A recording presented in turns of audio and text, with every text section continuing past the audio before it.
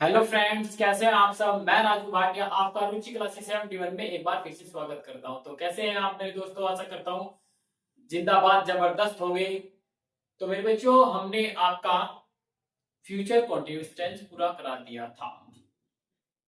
आज हम आपके लिए लेकर आए हैं फ्यूचर परफेक्ट टेंस, जो कि आपको इसमें बड़ा ही इंटरेस्ट आएगा। देखें कैसे, क्यों? क्योंकि जो आपके आने वाला एग्जाम है यूपी टेट, उसमें आपको 30 मार्क्स के जो कंटेंट है वो यहीं से ही मिलेंगे। तो मेरे बच्चों, बने रहिएगा हमारे साथ में। शुरू करते हैं फ्यूचर परफेक्ट टेंस। आइएगा, देखते हैं फ्यूचर परफेक्ट टेंस।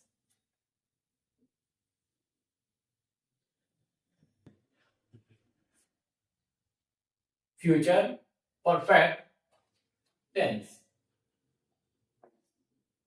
सबसे पहले हम इसके देखते हैं अनुवाद के नियम। क्या देखते हैं? इसके अनुवाद के नियम देखते हैं। ये ना, अनुवाद के नियम क्या कहते हैं? अनुवाद के नियम। अनुवाद का नियम क्या कहता है कि इन वाक्यों के अंत में चुकेगा, चुकेगी, चुकेंगे आदि शब्द आते हैं। क्या आएंगे? चुकेगा, चुकेगी, चुकेगी, चुकेगा, चुकेंगे,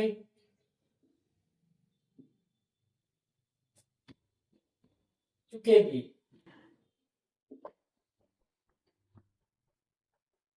आदि शब्द आते हैं। इतनी बात समझ में? इनकी हिंदी वाक्यों में पहचान होगी। इन वाक्यों के अंत में चुकेगा, चुकेगी, चुकेंगे आदि शब्द आते हैं। रूल नंबर 1 देखते हैं। रूल नंबर 1 क्या कहता है? रूल नंबर 1 हमारा कहता है कि इन वाक्यों में, इन वाक्यों में helping verb, helping verb will, shall plus have. क्या? विल, शाल प्लस हैव का प्रयोग करते हैं। क्या करेंगे? इन वाक्यों में विल, शाल प्लस हैव का प्रयोग करते हैं। रूल नंबर 2 क्या कहता है हमारा? रूल नंबर 2 कहता है कि इन वाक्यों में, इन वाक्यों में वर्ब की थर्ड फॉर्म का प्रयोग करते हैं। काय का प्रयोग करेंगे? वर्ब की थर्ड फॉर्म का प्रयोग करते हैं। इतनी बात समझ में आई जी? आइएगा, नेक्स्ट क्या करते हैं? रूल नंबर 3 देखते हैं। रूल नंबर 3 क्या कहता है कि ये वाक्य संयुक्त वाक्य होते हैं या कॉम्प्लेक्स सेंटेंस।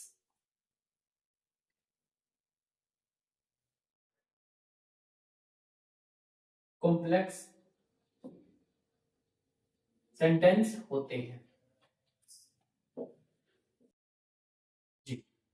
मैं अभी बेटा रूल लिखवा रहा हूं आपको, ठीक है मेरे बच्चों? फिर मैं भी आपको बताऊंगा कि एक एक चीज आपको बताऊंगी कैसे क्या है। कॉम्प्लेक्स सेंटेंस क्या होते हैं? कॉम्प्लेक्स सेंटेंस होते हैं दो। एक सेंटेंस यानी कि संयुक्त वाक्य, इसका अर्थ होता है संयुक्त वाक्य।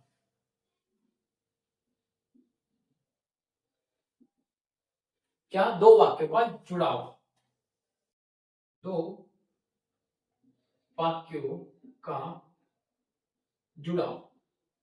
वो कैसे होगा वो आप एग्जांपल में देखना। इतनी बात में हम देखते हैं अफर्मेटिव सेंटेंस का फॉर्मूला।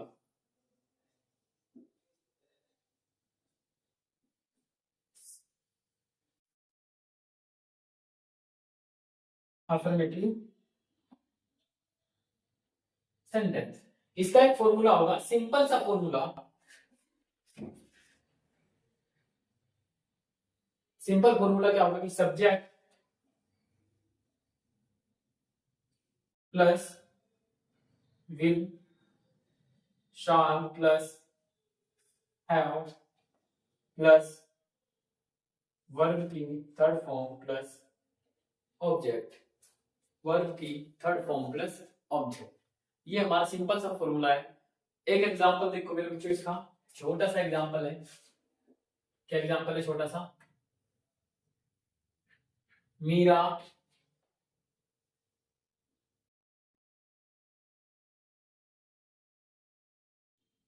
मीरा खाना मीरा खाना बना चुकेगी। मीरा खाना बना चुकेगी। इतनी बात समझ में आइएगा।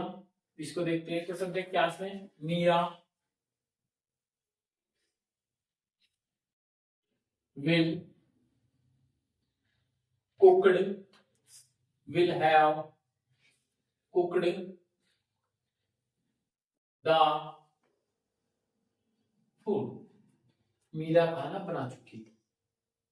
एक और एग्जांपल देख लो। मैं पाठ याद कर चुकूंगा। मैं पाठ याद कर चुकूंगा। तो आई shall have learned the lesson। I shall have learned the lesson। मैं पाठ याद कर चुकूंगा। तो मेरे बच्चों अब देखते हैं कॉम्प्लेक्स सेंटेंस। कॉम्प्लेक्स क्या होता है?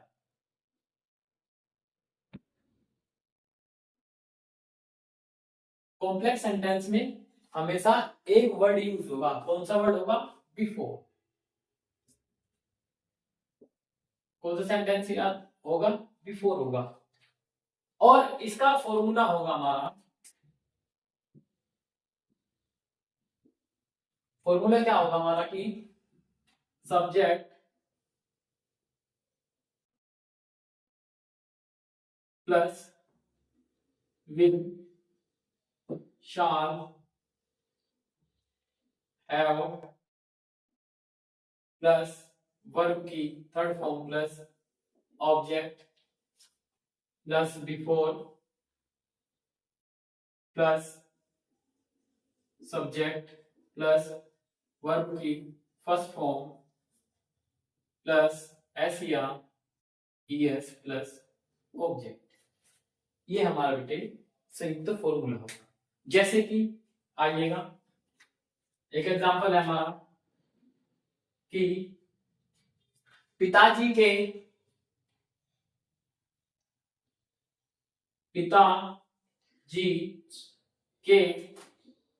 दफ्तर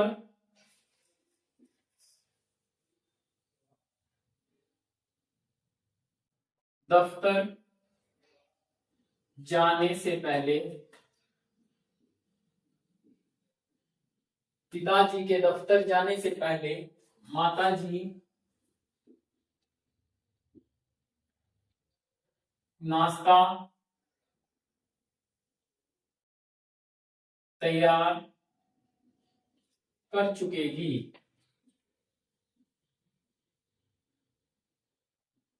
तो मेरे बच्चे एक बात ध्यान रखो, जो कार्य पहले होगा उसे हम पहले लिखेंगे। तो पहला टेंस जैसे कि पिताजी के दफ्तर जाने से पहले, अभी पिताजी दफ्तर भी नहीं गए थे तो माताजी ने नाश्ता तैयार कर दिया था। तो बाद पहले काम कौन सा हुआ? माताजी ने नाश्ता तैयार कर दिया। तो ये फ्यूचर परफेक्ट टेंस में बनेगा। कौन से टेंस में बनेगा? ये फ्यूचर परफेक्ट टेंस में बनेगा। और जो बाद का कार्य होगा वो प्रेजेंट इंडेफिनिट टेंस में बनेगा। इतनी बात समझ में आई जी? लिखो, the mother will have prepared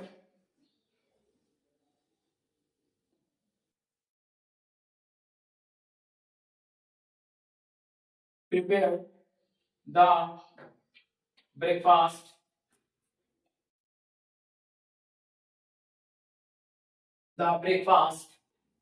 before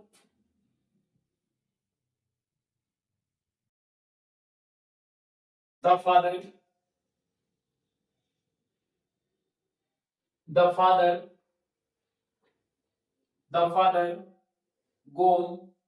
goes to office.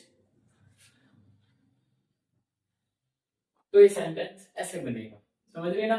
ये सेंटेंस हमारा फ्यूचर परफेक्ट टेंस में है, और जो बाद का टेंस है बिफोर के बाद का, वो प्रेजेंट इंडेफिनिट टेंस में है। इतनी बात समझ में आई? तो मेरे बच्चों, आज का वीडियो हम यहीं समाप्त करते हैं। अगर वीडियो अच्छा लगे तो वीडियो को लाइक करें, हमारे चैनल को सब्सक्राइब करें और अच्छे अच्छे कमेंट जरूर भेजें, ताकि हमें मोटिवेशन मिलता रहे। Thank you.